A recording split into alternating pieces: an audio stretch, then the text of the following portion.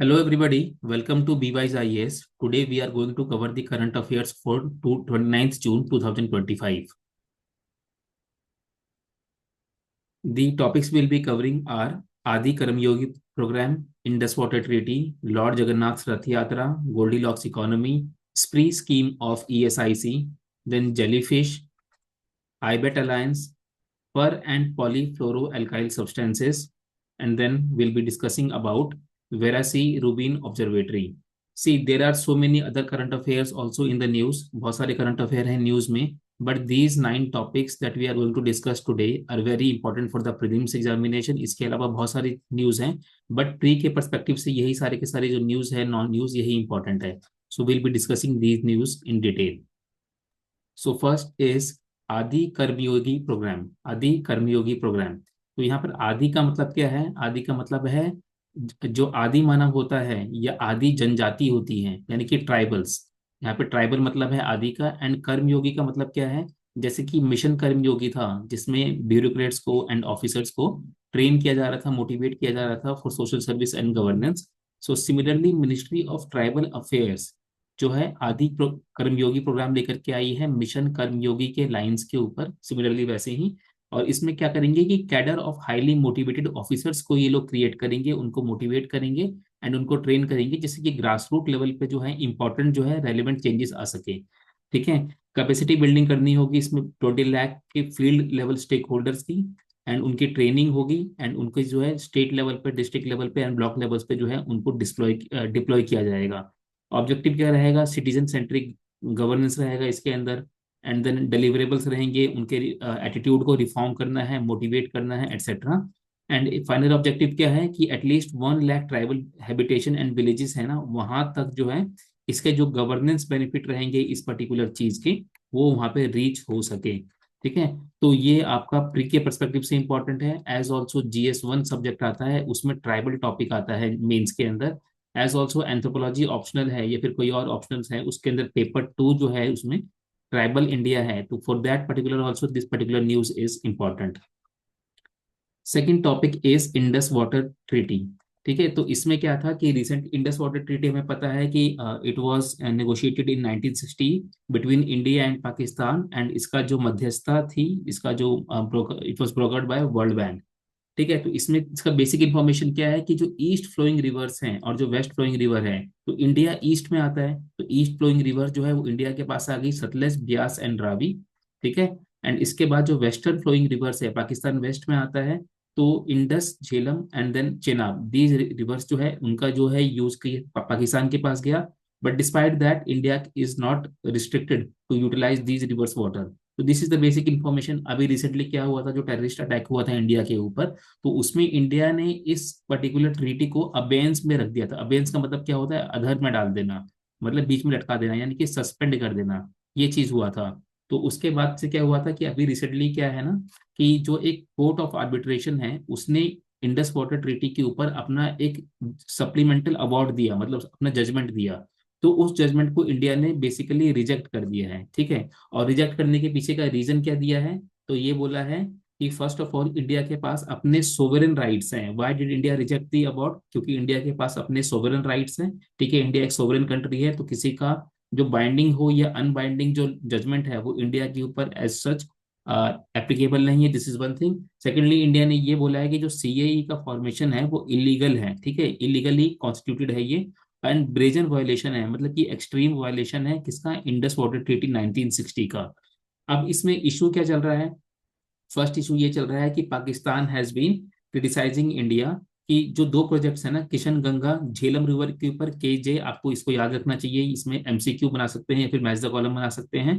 तो Kishan Ganga is on Jhelum, and then Ratle project is on Chenab. ठीक है. तो इन दोनों प्रोजेक्ट को लेकर के पाकिस्तान ने अपना इशू क्रिएट करा है, और यही मैटर जो था वो इस पर्टिकुलर बॉडी के पास गया, जिसके अवार्ड को इंडिया ने रिजेक्ट कर दिया है. This is the timeline of how Pakistan has objected to the project. इसको जानने की जरूरत नहीं है, बट एक सरसरी नजर से, एक करसरी पर्सपेक्टिव से आप इस चीज को देख सकते हो. Then we have lord Jagannath Rath Yatra. तो this is an annual festival, हर साल होता है. कहाँ पर? पुरी में, उड़ीसा में ये चीज होता है. मेजर एनुअल फेस्टिवल है किस हिंदू हिंदू समाज का. देन इसमें क्या होता है कि marks the ceremonial journey of lord Jagannath, lord Balbhadra and Devi Subhadra. ठीक है, तो इन तीन लोगों की जो एक रथ यात्रा होता है that is going on Puri में, उड़ीसा में। एंड इसका जो इसमें होता क्या है कि जगन्नाथ टेम्पल से लेकर के गुंडीचा टेम्पल है यहाँ तक का जो है इनका ट्रेवल होता है। ठीक है, तो ये कब स्टार्ट होता है? आषाढ़ मंथ, सेकेंड डे ऑफ आषाढ़, जो कि अभी ऑन गोइंग है, जून एंड जुलाई तक ये चलने वाला है। ठीक है, और इसमें क्या है, after a week deities return in the procession called Bahuda Bahuda Yatra. तो ये जितने भी फैक्ट्स है जिसको मैंने अंडरलाइन कर रखा है या फिर राउंड कर रखा है, दीज फैक्ट्स आर इंपॉर्टेंट। ये आर्ट एंड कल्चर के अंदर इस चीज को यूपीएससी पूछ सकता है, या फिर जो state public service commission examination होते हैं, एसपीएससी, वहां पर भी इस क्वेश्चन को पूछा जा सकता है। Then next we have is Goldilocks zone. ठीक है, तो गोल्डी लॉक जोन क्या होता है? ये गोल्डी लॉक जो वर्ड है, this word is related to deep space. Deep space होता है यानी कि जो एक्स्ट्रा प्लेनेटरी बॉडीज होती है, स्पेस साइंस होता है, उससे ये वर्ड लिया गया है। एंड जो गोल्डी लॉक जोन होते हैं ना, these are very stable zones. ठीक है, तो उसी से ही दिया गया है। तो गोल्डी लॉक इकोनॉमी का मतलब क्या होता है? Stable economy. ठीक है, तो जो मैक्रो इकोनॉमिक फैक्टर्स हैं वो तो ना ही ज्यादा अप है, ना ही ज्यादा बूम कर रहे हैं, और ना ही ज्यादा डाउन है, ना ही वो बस्ट कर रहे हैं। ठीक है, so this is Goldilocks zone. तो इसमें डिटेल क्या है? So the detail is, what is the definition of Goldilocks zone? The definition is Goldilocks economy refers to the macroeconomic state. ठीक है, माइक्रो इकोनॉमी नहीं है, micro economy is related to a corporate और a company, macro economy is for the country level. ठीक है, तो इसमें ना तो ओवर हीटिंग हो रही है। ओवर हीटिंग का मतलब क्या होता है कि इकोनॉमिक ग्रोथ जो है ना बहुत ज्यादा तेजी से जा रहा है, प्राइवेट इन्वेस्टमेंट बहुत ज्यादा है उसके अंदर, इन्फ्लेशन बहुत ज्यादा है, देन जीडीपी बहुत तेजी से बढ़ रहा है, एम्प्लॉयमेंट बहुत हाई है। जितने भी मैक्रो इकोनॉमिक जो पैरामीटर होते हैं जिससे इकोनॉमी पुश हो वो बहुत ज्यादा होता है। This particular situation is called over heating. ठीक है, देन जहां पर रिसेशन बहुत ज्यादा हो, यानी कि डिमांड, एग्रीगेट डिमांड जो है बहुत ज्यादा नीचे चला गया है, inflation is also low, people don't have money, private sector is not investing, and so many other factors are there. ऐसे में क्या होता है, इसको हम बोलते हैं कि टू कोल्ड रिसेशन टाइम। ठीक है, तो गोल्डीलॉक्स जोन में ना तो हमारे पास ओवर हीटिंग हो रही है, ना ही हमारे पास रिसेशन है। ठीक है, this is an ideal condition for the moderate growth. ठीक है, मॉडरेट ग्रोथ क्या होता है?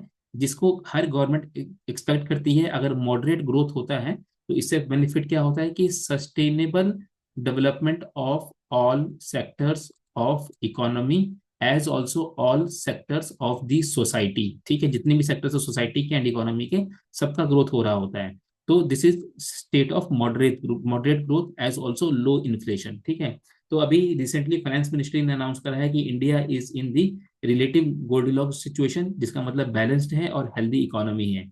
तो अब इसके ट्रेड्स क्या होते हैं? तो ट्रेड्स आर, फर्स्ट इज कि लो अनएम्प्लॉयमेंट, अनएम्प्लॉयमेंट लेवल जो है वो कम होगा इसके अंदर। इकोनॉमिक ग्रोथ जो होगा वो स्टडी होगा, बहुत तेजी से जो है कर्व जो होगा बहुत ज्यादा स्टीप नहीं होगा और लो नहीं होगा, एक सर्टेन लेवल का 45 डिग्री से थोड़ा नीचे ये चलता रहेगा। Then controlled inflation and interest rate. ठीक है, आरबीआई का इसके अंदर इफेक्टिव गवर्नेंस शो करता है। And then favourable for investor, favourable for investor का मतलब क्या होगा कि इससे क्या होगा, private sector both from the domestic areas as also the foreign direct investment will increase. ठीक है, तो एंड इसके अलावा और इसके सिंबल्स क्या होते हैं कि पॉलिसी स्टेबिलिटी होती है, टैक्स के अंदर मेजर चेंजेस नहीं आते हैं, स्पेसिफिकली जो कॉर्पोरेट टैक्स रेट होता है वो स्टेबल रहता है। अगर इनकम टैक्स जो है अगर वो अप एंड डाउन भी हो, तो कॉर्पोरेट टैक्स रेट जो होता है वो बाय एंड लार्ज स्टेबल रहता है।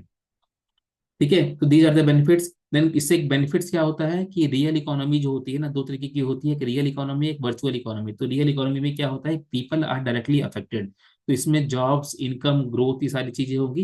And then financial markets are not part of directly real economy. तो रियल इकोनॉमी कहाँ पर होता है? जहाँ पे products are made and then people are going to the job, and then rest such kind of activities are being done. Financial market में क्या होता है कि यहाँ पर क्या बेनिफिट होगा गोल्डीलॉक्स जोन का, कि यहाँ पे इन्वेस्टमेंट बढ़ेंगे एंड इन्वेस्टमेंट के ऊपर रिटर्न ऑन इन्वेस्टमेंट भी बढ़ेगा।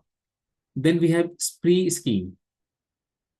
तो स्प्री स्कीम जो है अभी से रीलॉन्च कर दिया गया है, रिन्यू कर दिया गया है। किसके अंदर ये आता है? एम्प्लॉय स्टेट इंश्योरेंस कॉर्पोरेशन के अंदर आता है। तो इस स्प्री स्कीम का ऑब्जेक्टिव क्या है? What is the full form? Full form is scheme to promote registration of employers employ. ठीक है, स्प्री स्कीम। तो इसके अंदर ऑब्जेक्टिव क्या है कि जो ईएसआईसी है ना, तो इनका चलता है एम्प्लॉय स्टेट इंश्योरेंस। तो जो न्यू एम्प्लॉयज हैं या फिर जो ओल्ड एम्प्लॉयज हैं जिन्होंने इसके अंदर रजिस्ट्रेशन नहीं करा है फॉर इंश्योरेंस, उनका रजिस्ट्रेशन करवाना है। सो रजिस्ट्रेशन करवाएंगे तो इंश्योरेंस के जो बेनिफिट्स होते हैं एंड अदर सोशल सिक्योरिटी जो होता है ना, ये जनता के पास पहुंच जाएगी, यानी कि एम्प्लॉय के पास पहुंच जाएगी। And employers and employ both are taking benefits of this thing. तो initially it was launched in 2016, 2016 में इसको लॉन्च करा गया था। और अभी तक नियरली 90,000 यानी कि 88,000 पीपल हैव बीन एम्प्लॉयर्स, ना कि इम्प्लॉय, इम्प्लॉय की बात नहीं हो रही, एम्प्लॉयर्स इसके अंदर इतने इनरोल्ड हैं।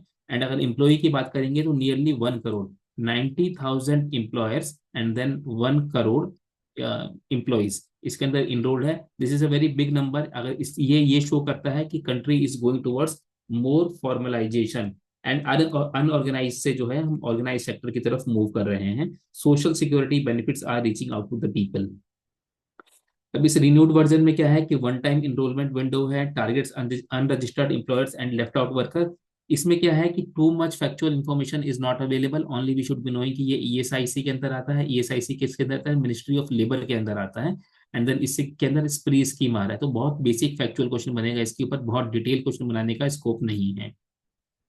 देन एक चीज और है कि इसके अंदर वॉलेंट्री कंप्लायंस है, ना कि पेनलाइजेशन है। मतलब एम्प्लॉयज आर फ्री कि उनको इसको ज्वाइन करना है कि नहीं करना है, as also employers are free कि वो इसको ज्वाइन करेंगे कि नहीं करेंगे। Then finally we have jellyfish.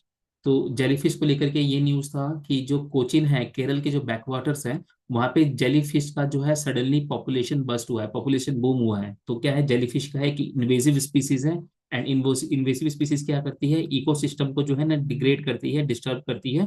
And ऐसा क्यों करती है इन्वेसिव स्पीसीज? क्योंकि इन्वेसिव स्पीसीज के पीछे कोई नेचुरल प्रे अवेलेबल नहीं होता है। नेचुरल प्रे करे क्या करेगा? If there is one species, another species, another species, another species, तो हर एक स्पीसीज एक दूसरे स्पीसीज के ऊपर ईट अपॉन कर रहा है। तो इस तरीके से क्या हो रहा है? पॉपुलेशन कंट्रोल में रह रहा है। लेकिन लेट्स से कि if this is the invasive species, तो इसके पीछे उस एरिया में कोई प्रे नहीं होगा, तो इसका जो पॉपुलेशन होगा ना, खत्म नहीं होगा, बल्कि धीरे धीरे बढ़ता रहेगा। एंड क्योंकि इसका कोई प्रे नहीं है, तो धीरे धीरे ये जो है ना, एरिया का जितना भी रिसोर्स होगा उसको कंज्यूम करता चला जाएगा। सो देयरफॉर क्या करेगा, जो बाकी जितने स्पीसीज होते हैं उनका जो लाइफ होता है, उनका सर्वाइवल जो होता है, वो थ्रेट में आ जाता है। तो जेलीफिश इन्वेसिव स्पीसीज। और रिसेंटली जो केरल है उसका जो बैकवाटर्स है कोचिन में, उसमें जेलीफिश का जो है बूम हुआ है, पॉपुलेशन बढ़ा है। This jellyfish is coming under the cnidarian group, जिसमें कोरल्स भी आते हैं एंड अमीन एनिमोन्स भी आते हैं। सिनेडेरियन को जो है कई लोग नाइडेरियंस भी बोलते हैं, तो I don't know what is the right pronunciation. Cnidarian you can say और सिनेडेरियन यू कैन से। सिनेडेरियन कहोगे तो उसका स्पेलिंग राइटफुल आपको याद रहेगा दिमाग में। Then it lives as an pelagic organism. Pelagic organism वो होते हैं जो मोस्टली ओपन सी में, if this is the sea, तो सी के सरफेस पे या सी के सरफेस से बिल्कुल नीचे, जहाँ पे सनलाइट एंड ऑक्सीजन की अवेलेबिलिटी बहुत तेजी से होती है। As also there swimming and movement is very very fast. ठीक है, तो ये उन ऑर्गेनिज्म में आते हैं। एंड ये आर्कटिक, ठीक है, फ्रॉम ट्रॉपिक्स से लेकर के आर्कटिक, तो अंटार्कटिका पे नहीं है, ट्रॉपिक्स से लेकर के आर्कटिक में जो है ये लोग ड्रिफ्ट करते रहेंगे, ड्रिफ्ट विद द करंट्स, जो ओशन करंट्स होते हैं। इसके बाद इनके स्टिंगिंग सेल्स होते हैं, नेमेटोसिस्ट कहते हैं इनको, for prey captures and defence. तो ये जितने भी फैक्ट्स है ना, आजकल यूपीएससी जो है, ये फिर जो state public service commission examination है, ये इकोलॉजी में जो स्पेसिफिक स्पीसीज होती है उनके डिटेल में घुस जाते हैं। देन बॉडी जो है इनका जो है mostly 95% is made with water and they act as camouflage. मतलब ये कि according to the environment as also attack upon them, वो क्या करते हैं, अपनी बॉडी को सराउंडिंग का जो कलर होता है वो दे सकते हैं। And they can also survive in low oxygen hypoxic condition. So earlier I had said कि ये पेलेजिक ऑर्गेनिज्म है which are living near the surface. ठीक है, जिससे ऑक्सीजन की सप्लाई इनको मिलती रहती है। बट अगर कोई सिचुएशन आता है तो वो लो ऑक्सीजन यानी कि हाइपोक्सिक कंडीशन में दे can also survive.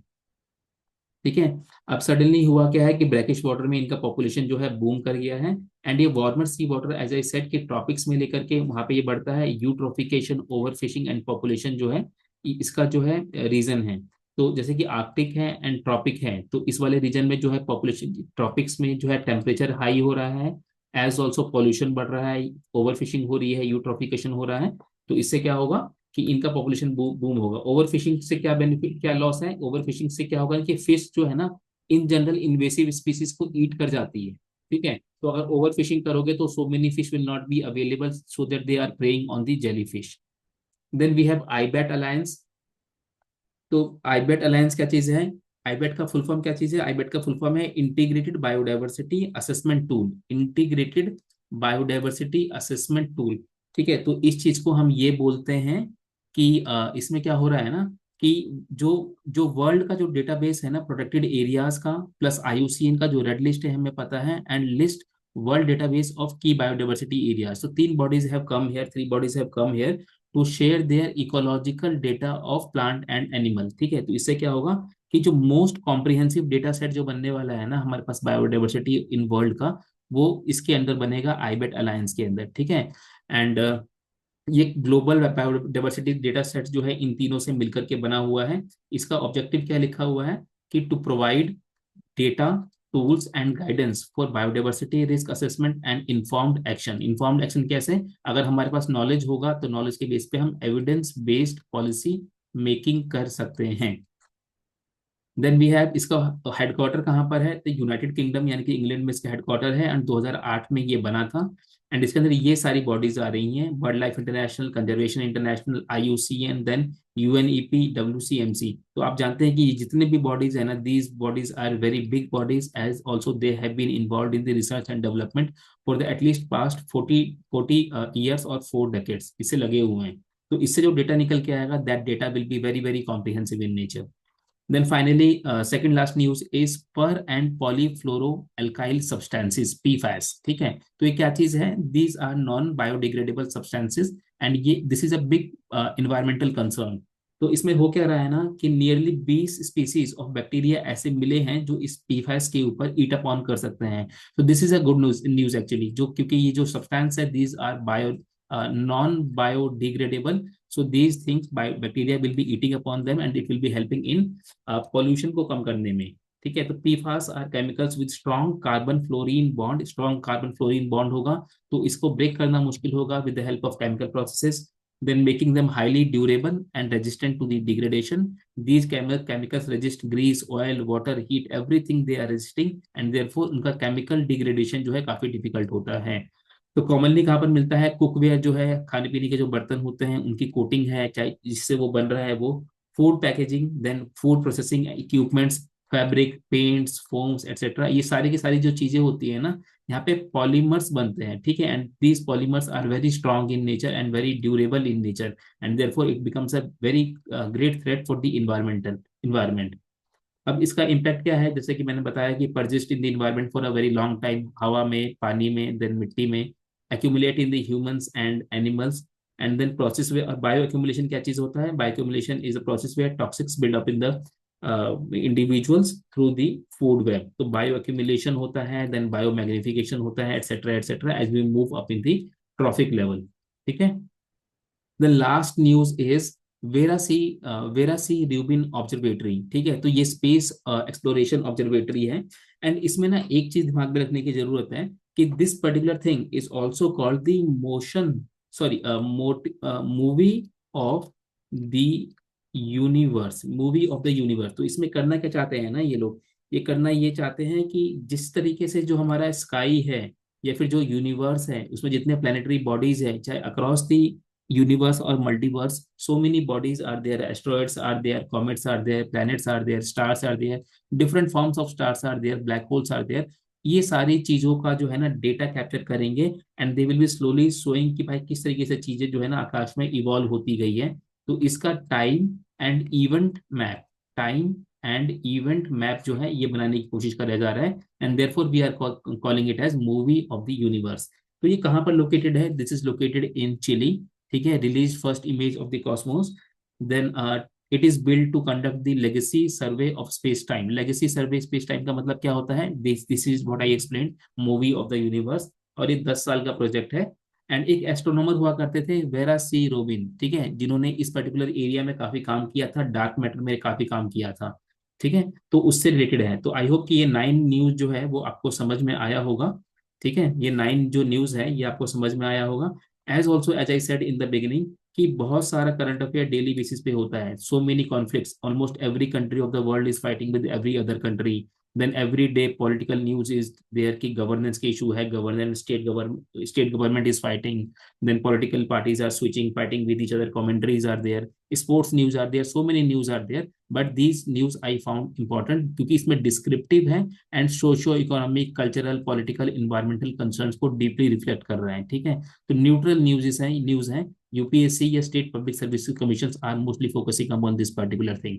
Okay, now this particular PDF file you can download from this particular channel t.me bwise ies, इतना लिखेंगे आप @ करके या इसको कॉपी पेस्ट करेंगे तो you will be able to get that. If you like this particular video, अगर ये वीडियो आपको पसंद आया है तो please don't forget to subscribe to the channel and will see कि डेली आपके लिए करंट अफेयर्स जो है इस चैनल पे अपलोड किया जाए, ठीक है। एंड जो इसके रिगार्डिंग जो पीडीएफ फाइल होगा वो पीडीएफ फाइल जो है हमेशा इस पर्टिकुलर चैनल पे अवेलेबल होगा। So go and join this channel as also subscribe to the YouTube channel. Thank you so much everybody, take care, good night.